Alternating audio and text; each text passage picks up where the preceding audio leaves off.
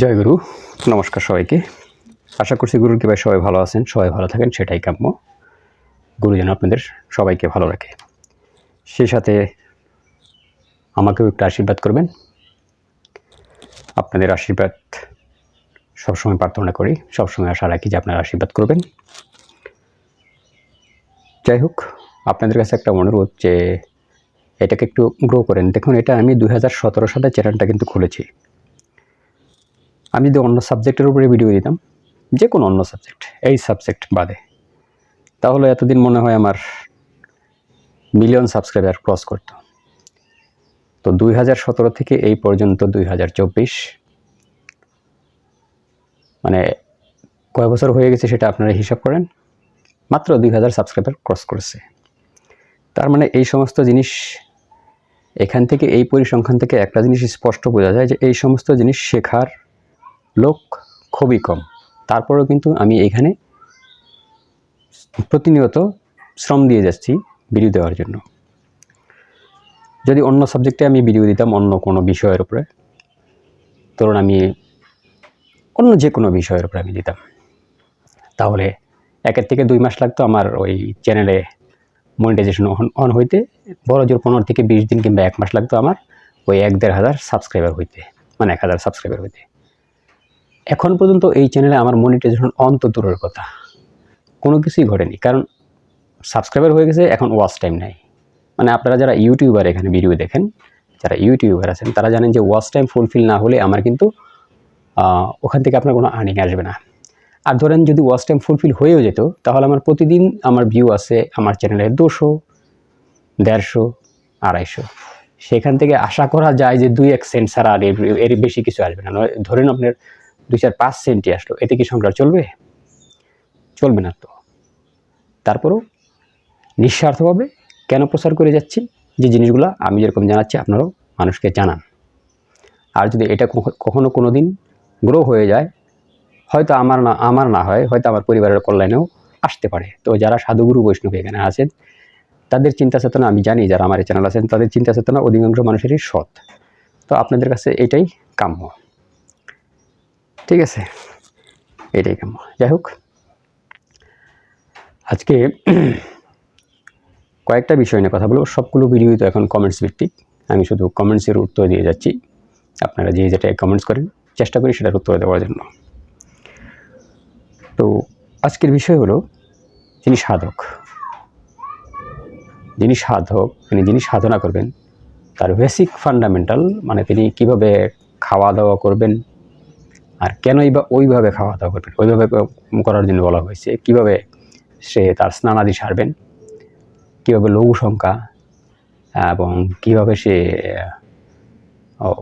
মানে তার দৈনন্দিন যে রীতিনীতি আছে সাধনা করতে গেলে, বেসিক যে কোনো কষ্টের কোনো জিনিস না, জাস্ট কিছু রুলস আছে যেগুলো ফলো করলে আপনার আধ্যাত্মিক উন্নতি অনেকাংশে বেড়ে যাবে, অনেকাংশেই বেড়ে যাবে আপনার আধ্যাত্মিক উন্নতি। দেখুন, এই দেহে জল কিন্তু সব জায়গায় যেতে পারে না, মাটিও সব জায়গায় যেতে পারে না, আগুনও সব জায়গায় যেতে পারে না, বাতাসও সব জায়গায় যেতে পারে না, প্রাণ কিন্তু সব জায়গায় যেতে পারে। বুঝে নেন, এরকম একটা জায়গা আছে এই দেহের মাঝে, যারা উচ্চ লেভেলের সাধক তারা জানেন, এটা ইউটিউবে বলা সম্ভব। এরকম একটা জায়গা আছে যেখানে বাতাস পৌঁছতে পারে না, বাট প্রাণ পৌঁছতে পারে। বাতাসের শুধু এই শরীরে একটাই জায়গা আছে সে সেখানে পৌঁছতে পারে না, বাকি সব জায়গায় সে পৌঁছতে পারে। এই যে আমাদের দেহে বিভিন্ন ধরনের রোগ টোগ হয়, বিভিন্ন ধরনের জীবাণু, আমার শরীরে যে বিভিন্ন ধরনের রোগ টোগ হয়, বিভিন্ন ধরনের ব্যাকটেরিয়া দিয়ে যে আমাদের রোগ প্রণালী, আমাদের গঠনতন্ত্রে যেগুলো তৈরি হয়, এগুলো কিন্তু বাতাসই এদিক থেকে ওদিক চলাফেরা করান।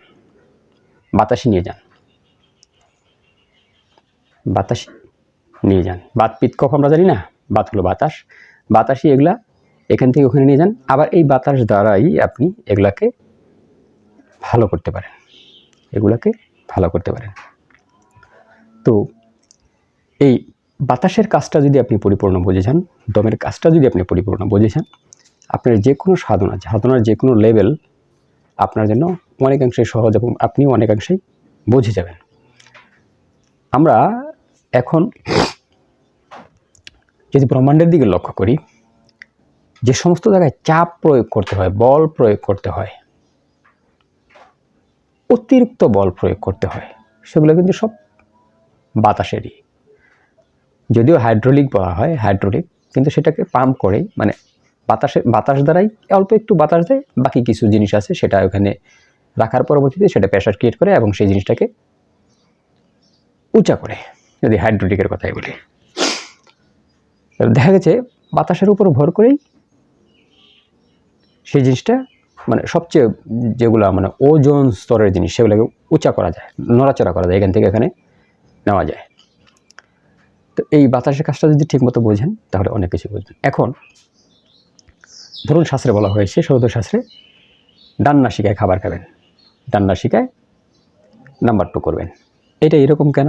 বাম নাসিকায় বললো না কেন? ডান নাসিকায় বললো কেন? ডান নাসিকায় বললো কেন? কারণ হয়েছে, আমাদের নর্মালি যে আমাদের কুণ্ডলিনী শক্তি আছে, কুণ্ডলিনী শক্তি থেকে তো সকল শক্তির উৎপত্তি হচ্ছে, এই দেহের সকল শক্তি যা যা যেখানে প্রয়োজন সেগুলো উৎপত্তি হচ্ছে, আমার প্রয়োজন অনুসারে সে দিচ্ছে। কিন্তু বেসিক্যালি কিছু সময় সে কিছু জিনিস একটু বেশি তৈরি করে, কিছু জিনিস একটু কম তৈরি করে। কেন? যখন যতটুকু প্রয়োজন ওই লেভেলেই তৈরি করে। যখন ডান নাসিকা চলে তখন সে আমাদের জঠরাগ্নির যে পচনতন্ত্রের যে পাচনতন্ত্রের যে ক্রিয়াশীল কার্যক্রম কুণ্ডলিনী শক্তি থেকে, সেখান থেকে এই শক্তিটা বেশি আসে। আমি আধ্যাত্মিক লেভেলে বলছি। তখন যদি আমি খাওয়া দাওয়া করি তাহলে আমার পাচনতন্ত্রের কাজটা খুব ভালো হয়। এবং এখন এই যে খাওয়া দাওয়া করবেন, শুধু খাওয়া দাওয়া করতে বলাইছি, কিন্তু খাওয়া দাওয়া করার সাথে এর যে প্রাণের যে একটা শক্তি আছে, মানে এই খাবারের সাথে প্রাণ শক্তি, যাতে আপনি সম্পূর্ণ পুষ্টি সাধন করতে পারেন, এই খাবারের সম্পূর্ণ প্রাণ শক্তি নিতে পারেন, সেই প্রক্রিয়া কিন্তু আমি এখনও বলিনি। যদি খাবার বলছি সেটা এখন বলছি। এটা হলো যখন আপনি রান্নাবাড়া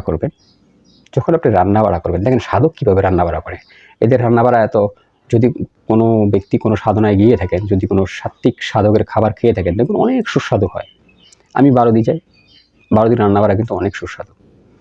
কারণ তারা ওই প্রণালীটা জানেন যে রান্নাটা কীভাবে করতে হয়। শুধু রান্নার মতো দেখলেই না, যে শুধু মানে হাতা বা চামচ বা খুন্তি দিয়ে লাড়াচাড়া করছে, তেল, চাল, ডাল, লবণ দিচ্ছে, হয়ে যাচ্ছে, এরকম রান্না। সেখানেও তার একটা প্রাণের ক্রিয়া থাকে, প্রাণের একটা ক্রিয়াকর্ম থাকে। নিজের তো একটা প্রাণের ক্রিয়াকর্ম থাকে, বাহিরেরও একটা প্রাণের ক্রিয়াকর্ম থাকে। অন্যকে ব্রহ্মরূপেও যদি উপনিষদ পড়েন, মানে অন্যকে ব্রহ্মরূপেও উপাধি দেওয়া হয়েছে, ব্রহ্মরূপেও অন্যকেও ভোজন সাধন করা হয়েছে। এর মানে কি? অন্যতে প্রাণ আছে।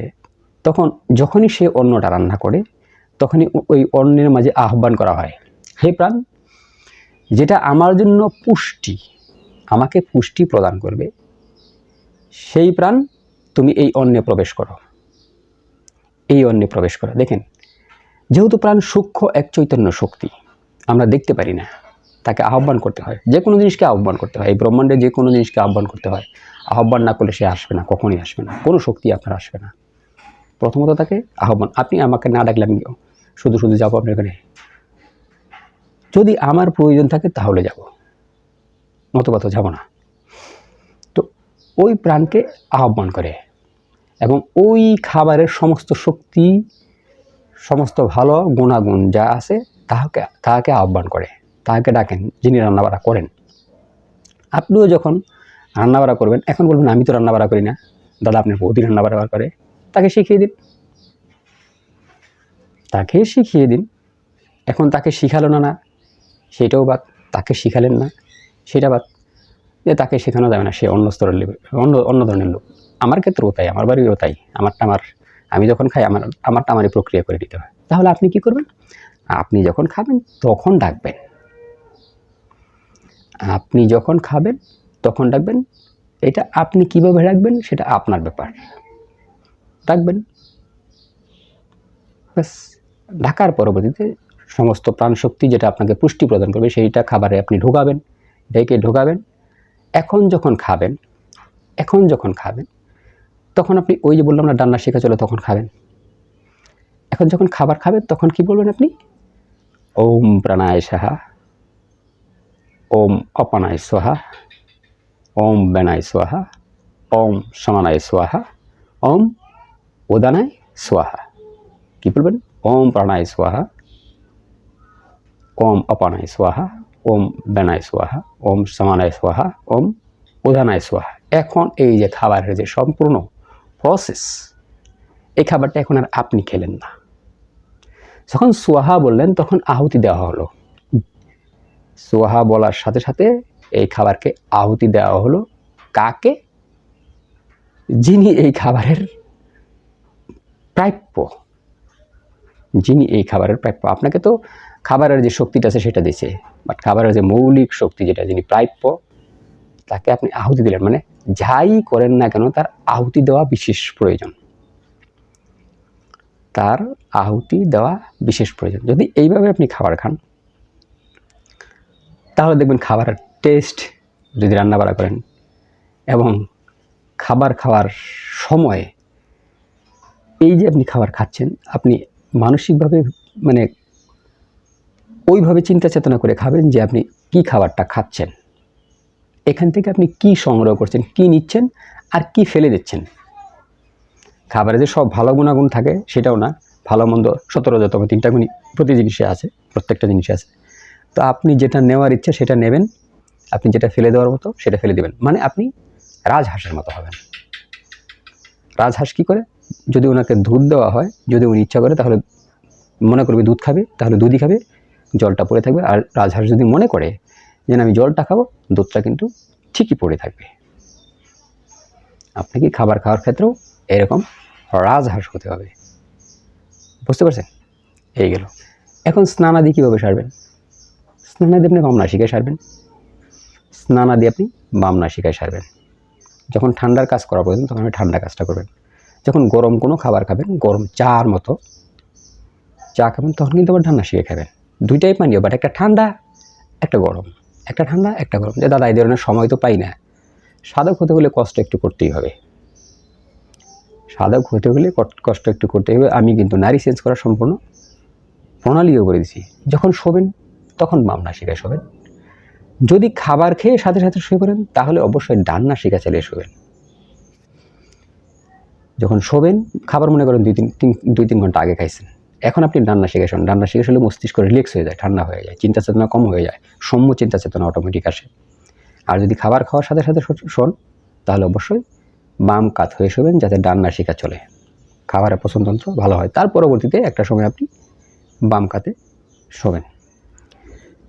তো এই যে সাধকের চলাফেরার সিস্টেম, এটাই হলো সিস্টেম। আর সকল জিনিসে ব্রহ্ম দৃষ্টি করবেন। মানে সকল জিনিসে যেহেতু প্রাণ আছে, তাহলে সর্বভূত ব্রহ্ম বলাই হয়েছে, সর্বভূতে ব্রহ্ম আছে।